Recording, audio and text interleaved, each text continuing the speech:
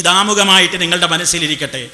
അള്ളാഹു പഠിപ്പിച്ച, അവന്റെ റസൂല് പഠിപ്പിച്ച ആ ശരിയായ കൃത്യമായ ദീനുൽ ഇസ്ലാമിന്റെ പ്രമാണങ്ങളിൽ നിന്ന് അന്യമായി, വിരുദ്ധമായി ഏതെങ്കിലും പണ്ഡിതന്മാരുടെ കിതാബുകളിൽ ഏതെങ്കിലും അഭിപ്രായങ്ങൾ കാണുന്നുവെങ്കിൽ അതൊക്കെ അന്ധമായിട്ട് ഇന്ന ഹോജയല്ലേ പറഞ്ഞത്, ഇന്ന മഹാനായ പണ്ഡിതനല്ലേ പറഞ്ഞത് എന്ന നിലക്ക് സ്വീകരിക്കേണ്ട, അന്ധമായി അനുകരിക്കേണ്ട ഒരു ബാധ്യതയും മുസ്ലിമീങ്ങൾക്കില്ല കേട്ടോ. ഇത് പ്രത്യേകം നിങ്ങൾ ഈ സംസാരം തീരുവോളവും മനസ്സിലാക്കണം. ഇനി നിങ്ങൾ മനസ്സിലാക്കണം പ്രിയപ്പെട്ടവരെ, കഴിഞ്ഞ പ്രഭാഷണത്തിൽ ഇവിടെ മുസ്ലിയാർ എന്താണ് കാര്യമായി പറയുന്നത്, എന്താണ് ഇവിടെ നമ്മെക്കുറിച്ച് കാര്യമായി ആരോപണം പറയുന്നത്? അദ്ദേഹം വിഷയങ്ങളിലേക്കൊക്കെ തുടങ്ങുന്നതിൻ്റെ മുമ്പ് തന്നെ അദ്ദേഹം പറയുന്നൊരു കാര്യമുണ്ട്. അതെന്താണെന്നല്ലേ? ഒരു വലിയ രൂപത്തിൽ വളരെ ഞാനിതാ ധീരമായ ഒരു കാര്യത്തിനൊരുങ്ങുന്നു എന്ന നിലക്ക് ഒരൽപ്പം ഭീഷണി സ്വരത്തിൽ മുസ്ലിയാർ പറയുകയാണെന്ത്, ഇനി അങ്ങോട്ട് കരയുദ്ധമാണ്. ഇനി ഇവിടെ നടക്കാൻ പോകുന്നത് എന്താണ്? കരയുദ്ധമാണ്. മുസ്ലിയാർ അത് പറയുന്നത് നിങ്ങളൊന്ന് കേട്ടോളൂ. ഇനി അങ്ങോട്ട് കരയുദ്ധമാണ്, ഇനി അങ്ങോട്ട് കരയുദ്ധമാണ്. അപ്പോ ഇതുവരെ മൂപ്പര് വെള്ളത്തിലായിരുന്നു. ഇപ്പൊ കരയിലേക്ക് ഇങ്ങനെ കഷ്ടിച്ചൊപ്പിച്ച് ഒരു 5-6 ഖണ്ഡനങ്ങളില് നമ്മുടെ പ്രമാണങ്ങൾ ഉദ്ധരിച്ചുകൊണ്ട് ഓരോ കാര്യങ്ങൾ അങ്ങനെ കൃത്യമായി അങ്ങനെ കേൾപ്പിക്കപ്പെട്ടപ്പോ ഏതാണ്ട് അവിടെ കിടന്ന് ആകെ പരവശനായി കുറച്ചൊക്കെ കുടിച്ച് ചീർത്ത് ഏതാണ്ട് ഇങ്ങനെ കരക്കടിഞ്ഞ് ഒന്നിങ്ങനെ എഴുന്നേറ്റ് നിന്നിട്ട് പറയാണ്, ഇനി അങ്ങോട്ട് കരയുദ്ധമാണ് കേട്ടോ, ഇനി കരയുദ്ധമാണ് എന്നാണ് പറയുന്നത്. അപ്പോ കരയുദ്ധമാവുമ്പോ കരയുദ്ധത്തിന് കൊണ്ടുവന്ന ആയുധങ്ങൾ എന്തായിരിക്കണം? വളരെ ബലവത്തായ ആയുധങ്ങളായിരിക്കണം. നമുക്കിന്ന് പരിശോധിക്കാനുള്ളത് എൻ്റെ സ്നേഹിതൻ പേരോട് കരയുദ്ധത്തിന് കൊണ്ടുവന്നിട്ടുള്ള ആയുധങ്ങളുടെ ബലം എത്രയാണ് ആയുധം എന്ന് നമ്മളൊന്ന് മനസ്സിലാക്കിയിരിക്കണം എന്ന് ആദ്യമേ നിങ്ങളോട് ഓർമ്മപ്പെടുത്തുകയാണ്. പ്രിയപ്പെട്ടവരെ, അദ്ദേഹത്തിൻ്റെ ആദ്യത്തെ പൊയ്വടി എന്താണ്? കരയുദ്ധത്തില് മുജാഹിദ് പ്രസ്ഥാനത്തിന് പരമ്പരയില്ല. ഞങ്ങൾക്ക് പാരമ്പര്യമുണ്ട്, മുജാഹിദുകൾക്ക് പരമ്പരയില്ല. എന്നിട്ട് മൂപ്പര് പരമ്പര ഇങ്ങനെ എണ്ണുകയാണ്. മഹാനവറുകളുടെ ഗുരുവര്യരാണ് അൽ-ഇമാം മുഹമ്മദ് ബിൻ ഇദ്രീസ് ശാഫിഈ റഹ്മത്തുള്ളാഹി അലൈഹി. ഹിജ്റ 204 വഫാത്ത്. മഹാനവറുകളുടെ ഉസ്താദാണ് അൽ-ഇമാം മാലിക് ബിൻ അനസ് റളിയല്ലാഹു അൻഹു. ഹിജ്റ 179. മഹാനവറുകളുടെ ഉസ്താദാണ് നാഫി മൗല ഇബ്നു ഉമർ 117.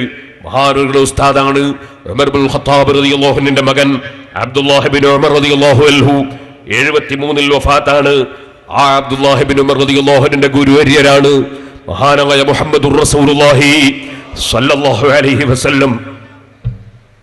ആ നബി സല്ലല്ലാഹു അലൈഹി വസല്ലം തങ്ങൾ മുതൽ പരമ്പര മുറിഞ്ഞു പോകാതെ ശംസുൽ ഉലമാ ഖുതുബി മുഹമ്മദ് മുസ്ലിയാർ വരെയും അതിനുശേഷം നമ്മുടെ പ്രഗൽഭരായ ആലിമീങ്ങൾ, കീഴ ഉസ്താദ്, കണ്യത്ത് ഉസ്താദ്, ഇ കെ ഉസ്താദ്, ഉള്ളാൾ തങ്ങൾ, ഒക്കെ ഉസ്താദ്, സദഖത്തുള്ള മുസ്ലിയാർ തുടങ്ങിയ ആലിമീങ്ങൾ, അവർ മുഖേന നമ്മുടെ ഉസ്താദുമാർക്ക് ലഭിക്കുകയും ആ ഉസ്താദുമാര് മുഖേന നമുക്ക് ലഭിക്കുകയും ചെയ്തതാണ് നമ്മൾ ഉൾക്കൊള്ളുന്ന പരിശുദ്ധ ദീനുൽ ഇസ്ലാം. എൻ്റെ ഉസ്താദ് ഇന്നയാള്, എൻ്റെ ഉസ്താദ് ഇന്നയാള്, അങ്ങനെ ഇങ്ങനെ ഉസ്താദുമാരെ പേരിങ്ങനെ പറഞ്ഞ് അവസാനം അതാ ഇമാം ഷാഫിഈ റഹ്മത്തുള്ളാഹി, അത് കഴിഞ്ഞിട്ട് അങ്ങോട്ട് ഇമാം മാലിക് റഹ്മത്തുള്ളാഹി അലൈഹി, അതിൻ്റെ മുകളിലേക്ക് ഇമാം നാഫി റഹ്മത്തുള്ളാഹി അലൈഹി, അതിൻ്റെ മുകളിലേക്ക് അബ്ദുല്ലാഹി ഇബ്നു ഉമർ റളിയല്ലാഹു അൻഹു, അതിൻ്റെ മുകളിലേക്ക് മുഹമ്മദുർ റസൂലുള്ളാഹി. അങ്ങനെ മൂപ്പര് മുതൽക്കങ്ങോട്ട് ഹബീബായ മുഹമ്മദുർ റസൂലുള്ളാഹി സ്വല്ലല്ലാഹു അലൈഹി വസല്ലം വരെ എത്തുന്ന ഒരു പരമ്പര മൂപ്പരങ്ങ് വായിക്കുന്നു. എന്നിട്ടൊരു ചോദ്യം, അപ്പുറത്തെ മൗലവിന്റെ പരമ്പര ഒന്ന് കേൾക്കാൻ പൂതിയുണ്ട് എന്ന്. നമുക്ക് മറുവശത്തിലുള്ള പരമ്പരയും കൂടി ഒന്ന് കേൾക്കാൻ ആഗ്രഹം ഉണ്ട്. അഡ്രസ് ഉണ്ടോ എന്നൊന്ന് നോക്കണല്ലോ ദീന് പറയുമ്പോ. അതെന്തിനാ നിങ്ങൾ കേൾക്കുന്നത്? നിങ്ങൾ എണ്ണിയ പരമ്പര തന്നെ പോരെ. നിങ്ങൾ എണ്ണിയ പരമ്പരയിൽ തന്നെ കുറെ ഇങ്ങനെ എണ്ണുമ്പോ കുറച്ചങ്ങോട്ടെത്തിയാൽ ചാലിലകത്ത് കുഞ്ഞഹമ്മദ് ഹാജിയെ കേൾപ്പിക്കുന്നില്ലേ? അതേപോലെ തന്നെ ആ രൂപത്തിലുള്ള പരമ്പരകൾ നിങ്ങൾ അങ്ങോട്ട് എണ്ണിയിട്ട് മഹാനായ നബി സല്ലല്ലാഹു അലൈഹി വസല്ലമിലേക്ക് മുട്ടിക്കുന്നു.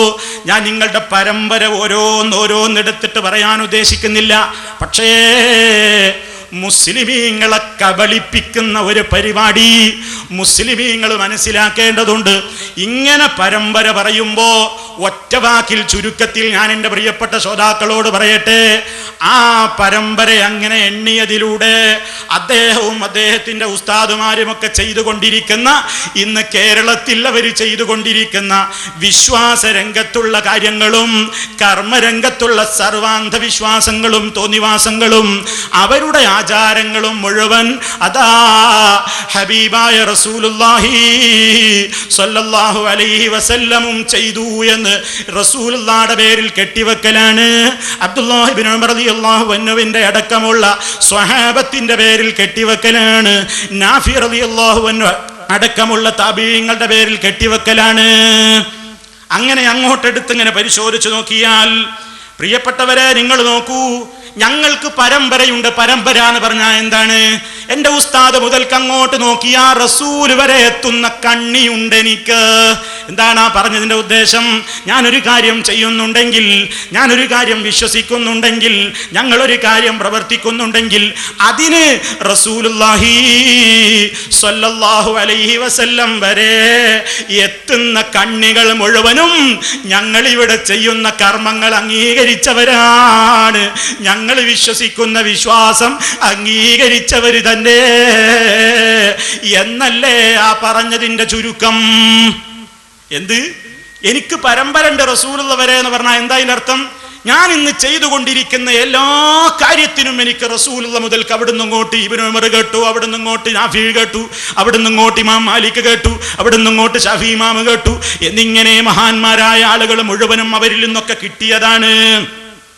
എന്നാ ചോദിക്കട്ടെ പ്രിയപ്പെട്ടവരെ, നിങ്ങൾ ഉസ്താദുമാരായിട്ട് എണ്ണിയ റസൂലുള്ളാഹിന്റെ അവിടേക്ക് പോകട്ടെ, അതവിടെ നിൽക്ക്. നിങ്ങൾ തൊട്ട് ഉസ്താദിന്റെ ഉസ്താദുമാരായിട്ടൊക്കെ എണ്ണിയ ആളുകളില്ലേ, ആ പരമ്പരയിലെ ആളുകളും നിങ്ങളും തമ്മിൽ ഐക്യത്തിലാണോ? അവരുടെയെങ്കിലും ആശയം നിങ്ങൾ എടുത്തിട്ടുണ്ടോ? അവരുടെയെങ്കിലും ആശയം നിങ്ങളുടെ ജീവിതത്തിലുണ്ടോ? നിങ്ങൾ പരമ്പരയിൽ എണ്ണിയ ഒരാളല്ലേ സദഖത്തുള്ള മുസ്ലിയാരി. സദഖത്തുള്ള മുസ്ലിയാർ പറഞ്ഞതുപോലെയാണോ നിങ്ങൾ ഇവിടെ പ്രവർത്തിക്കുന്നത്? സദഖത്തുള്ള മുസ്ലിയാരെ സംബന്ധിച്ചിടത്തോളം സ്പീക്കറിലെ ഖുതുബ പാടുണ്ടോ? നിങ്ങളേതിലാ ഖുതുബ ഓതുന്നത്? പൊട്ടിപ്പോയില്ലേ പരമ്പര? അതുപോലെ തന്നെ കറൻസിയുടെ സക്കാത്തിന്റെ വിഷയത്തിൽ, അതുപോലെ തന്നെ ഒട്ടേറെ കാര്യങ്ങളിൽ നിങ്ങളുടെ പരമ്പരയിൽ തൊട്ട് മേലെ നിൽക്കുന്ന ആളുകളുടെ കാര്യമെങ്കിലും നിങ്ങൾ അംഗീകരിക്കുന്നവരാണോ? മാത്രമല്ല, ഏതെല്ലാം കാര്യങ്ങളിൽ അഭിപ്രായ വ്യത്യാസമുണ്ട്.